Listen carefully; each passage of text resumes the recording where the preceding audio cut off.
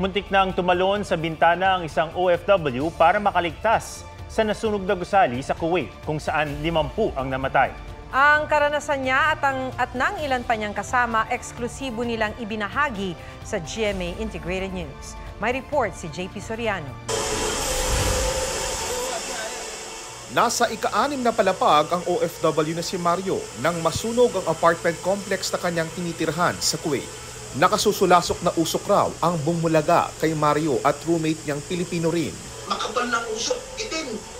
Ang lakas ng init. Di na, kabado na ako. Hindi ko alam kung saan pupunta ako. Nag-atim ako hanggang pababa, hanggang puruplo. Hindi ko kinaya. Naisip raw ni Mario na tumalon gamit ang mga kumot at telang natagpuan niya sa isang kwarto. Pinagbulbul kong ganon. Tapos nilito sa bayawang, binuksan ko yung bintana at tatalon ako. Patalon na si Mario nang makita ni Ralph na kagagaling lang ng trabaho at nasa labas ng gusali. Ang daming tumalon na namatay.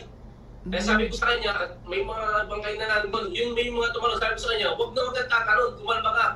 Nakita raw ni Ralph na may mga bumbero sa rooftop ng gusali kaya itinuro niya ito kay Mario. Sabi ko, safe sa ibabaw. Isang floor na lang, rooftop na. Sabi ko, itry mo pumunta sa rooftop. Sina Mario at Ralph kabilang sa 6 na Pinoy na maayos ang lagay. 2 OFW ang nasa ICU at patuloy na minomonitor ng Department of Migrant Workers. Ang buntis naman na si Ronalyn na naulila ni Edwin Pitilla. Ka-video call pa ang kasintahan sa gitna ng sunog. Nakalock is yung fire exit. Hindi kasi daw agad-agad mabubuksan yung hanggat hindi pinupukpok ng martilyo. Sumisigaw na sila nang nahihirapan sila huminga. Tapos wala sila sa linya na parang naririnig ko na lang yung hikahos. Masakit kasi. May pangarap kami. Tapos biglang ganito.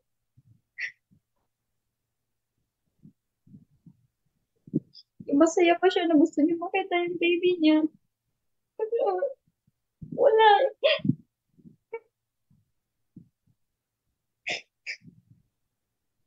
Yung gabi na bago siya matulog, sabi niya pa sa akin, mahal kita, mami. I love you. Ingatan mo si baby, ha? Nasawi rin sa sunog si Jesus Lopez na tubong Umingan, Pangasinan. Uuwi sana si Jesus sa Disyembre para sa family reunion. Sobrang sakit po talaga kasi siya lang talaga yung inaasahan namin sa lahat-lahat ng bagay, sa mga pinansyal, siya lahat-lahat. Nasawi rin sa sunog ang isa pang OFW na si Jeffrey. Sobrang bait nilang tatlo.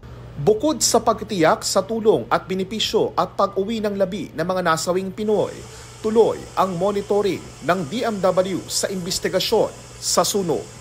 JP Soriano, nagbabalita para sa GMA Integrated News. Mga kapuso, alamin ang State of the Nation. Mag-subscribe sa GMA Integrated News sa YouTube. Sa ating mga kapuso abroad, samahan niyo kami sa GMA Pinoy TV at sa www.gmanews.tv.